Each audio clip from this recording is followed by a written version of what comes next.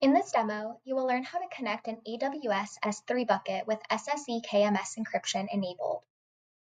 First, be sure to follow the instructions in the ICA user docs to create an AWS S3 bucket.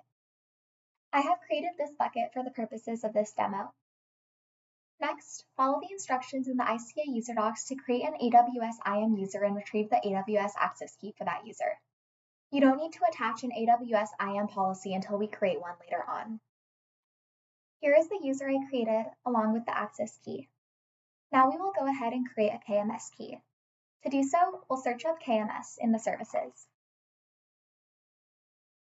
When we're in the Key Management Service console, we can create a new key by clicking Create a Key. If you are creating a KMS key to encrypt data you store or manage in an AWS service, create a symmetric encryption key. This will be selected by default. In key usage, the Encrypt and Decrypt option is selected for you. Choose Next. Type an alias for the KMS key. An alias is a display name that you can use to identify the KMS key. We recommend that you choose an alias that indicates the type of data you plan to protect or the application you plan to use with the KMS key. You can add an optional description. You can also add optional tags. When you're ready, choose Next. Now you can select the IAM users that can administer the KMS key. We will select the user that we created earlier. Optionally, you can prevent the selected IAM users from deleting this KMS key by clearing the Allow Key Administrators to delete this key checkbox. Choose Next. Now select the IAM users that can use this key in cryptographic operations. Optionally, you can allow other AWS accounts to use this KMS key for cryptographic operations. Choose Next. Review the key settings that you chose. You can still go back and change all the settings. When you're ready, choose Finish to create the KMS key. Make sure to copy the ARN of your key, as this will be used later. Now we will create the IAM policy. To do so, head to the IAM console by searching for it.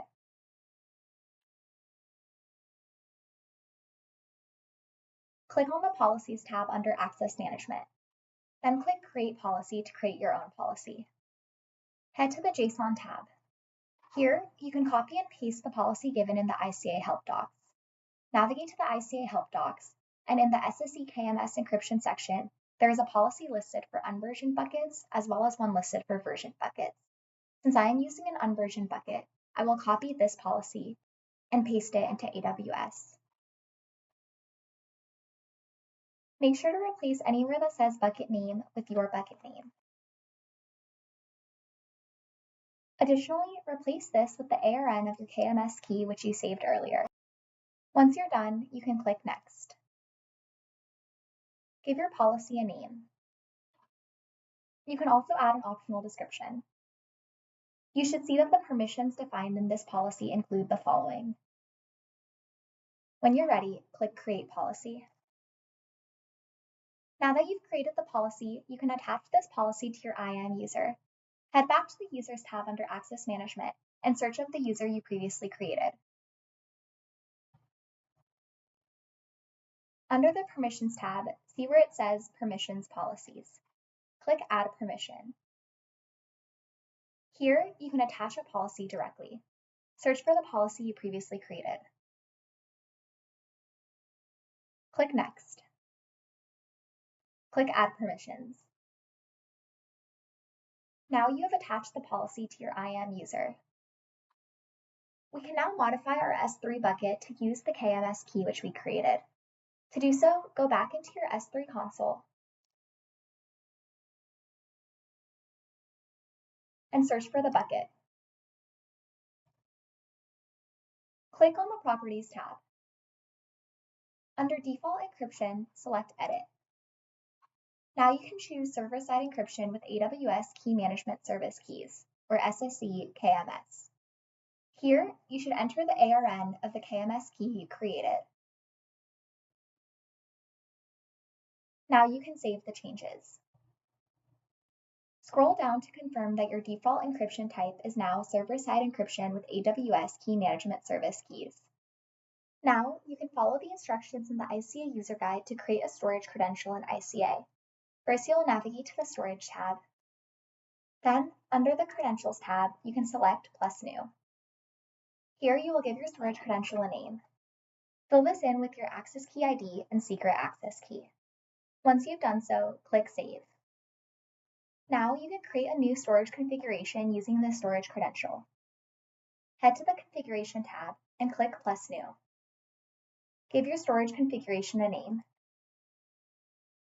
Now put in the name of your AWS bucket that will be used for this storage configuration. If a key prefix is specified, your projects will only have access to that folder and subfolders. Using no key prefix will result in syncing all the data in your S3 bucket from the root level with your ICA project. This configuration is not recommended because doing so will not allow you to use that bucket for other storage configurations. I will go into my bucket and create a folder which I can use for my prefix.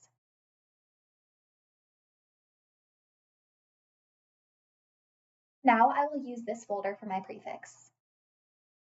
Make sure to end the name with a backslash. For secret, you can select the credential associated with this configuration.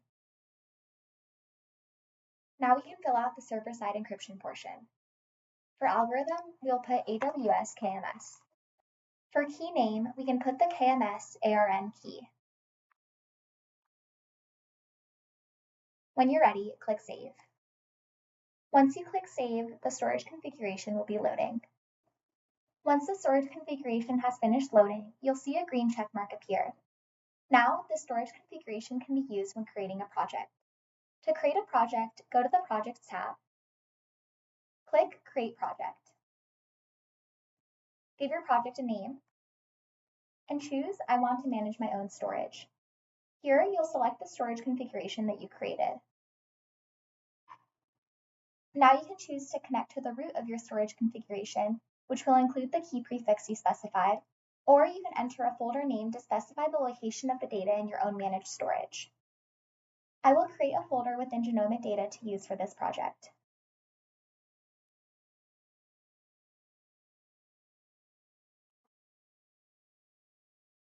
Now I can specify this folder name.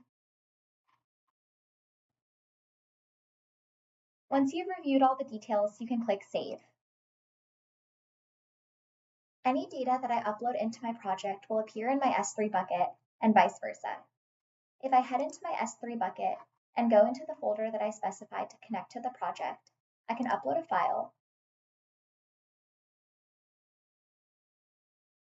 And once the upload has succeeded, I can go back into my ICA project and hit refresh. You'll see the file appear here as well. You'll know that this file is encrypted by going into AWS and looking at the object details. Scroll down to server-side encryption settings. Here, you can see the encryption type is SSE-KMS, and you can see the encryption key ARN is the one you specified earlier. Similarly, when I go into ICA and upload data directly here, you'll see that it appears in our S3 bucket. Now when we go into these object details and scroll down, you'll see that the encryption type is set to SSE-KMS, and the encryption key ARN is the one that we specified earlier.